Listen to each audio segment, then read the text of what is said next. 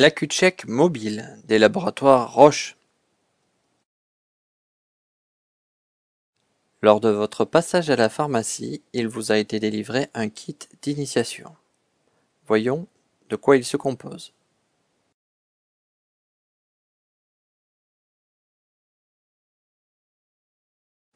Vous trouverez un guide de démarrage rapide, une carte de garantie et un manuel d'utilisation complet. Il est important de renvoyer la carte de garantie aussi rapidement que possible.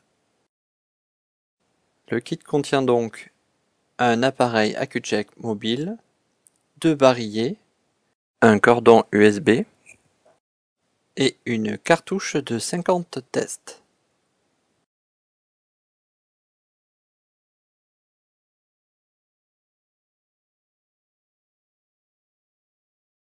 Insertion de la cartouche de test.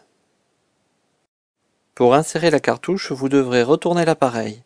Le bouton d'ouverture se situe sur la tranche, mais ne pourra être libéré qu'une fois la zone de test ouverte.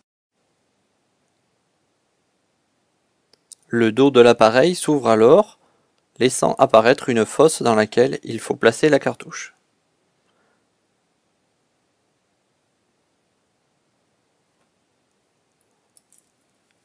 Vérifiez la date de péremption de la cartouche avant son utilisation. Une fois le blister ouvert, la cartouche est valable 3 mois à l'intérieur de l'appareil. Veuillez annoter la date quelque part. La cartouche doit être insérée, partie argentée vers le haut et zone de dépôt de sang vers le bas. Voici la zone de dépôt de sang. Placez la cartouche dans l'appareil et refermez le capot.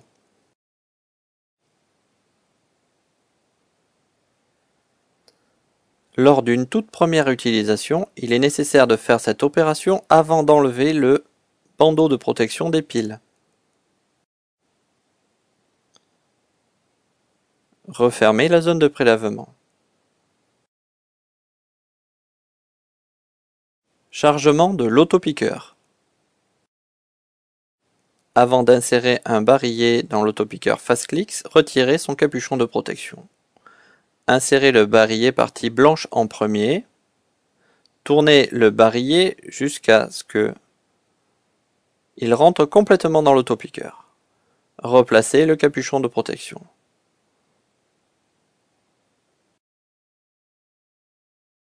Le prélèvement. Lavez-vous les mains au savon et à l'eau tiède pour activer la circulation capillaire. Ne pas utiliser d'alcool ou de gel hydroalcoolique. Il pourrait fausser les mesures. Bien rincer et sécher les mains. Utilisation de l'appareil. Pour allumer l'appareil, ouvrez la zone de prélèvement. Lors de la première utilisation, l'appareil vous demande de sélectionner le langage. Utilisez les touches fléchées pour vous déplacer et la touche centrale pour valider.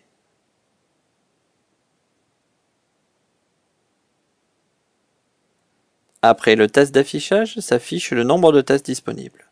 Une cartouche neuve représente 50 tests. Le pictogramme vous indique que vous pouvez à présent déposer la goutte de sang sur la zone de prélèvement. Pour utiliser le stylo FastClicks, réglez d'abord la profondeur de piqûre. Plus le chiffre est élevé, plus la profondeur sera élevée. Réglez sur un chiffre moyen de 3 pour une première utilisation. Vous remarquerez à cet endroit l'indication du nombre de lancettes disponibles. Pour piquer, appuyez l'appareil sur votre doigt et pressez le bouton poussoir à fond.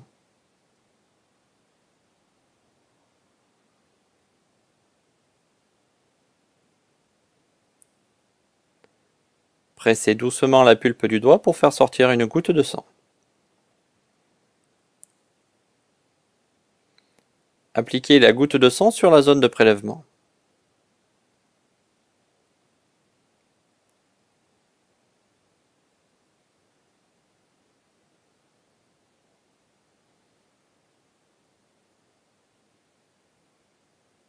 L'appareil vous indique votre taux de glycémie et change la zone de prélèvement pour un prochain test. Vous avez la possibilité de marquer des indications sur le moment du test. Il suffit d'appuyer sur la touche centrale. L'appareil vous propose alors de renseigner si la glycémie a été avant le repas, après le repas, en général, rappel ou contrôle. Nous allons cocher avant le repas. Appuyez sur le bouton central pour valider. Vous pouvez dévalider en appuyant aussi avec le bouton central.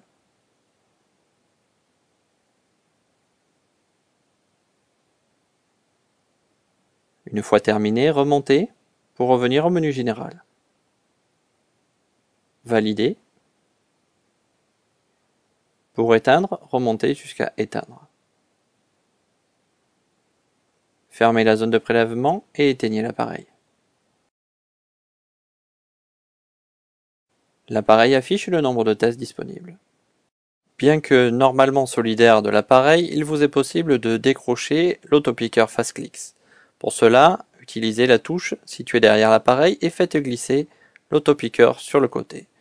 Pour le remettre, faites la même opération en sens inverse.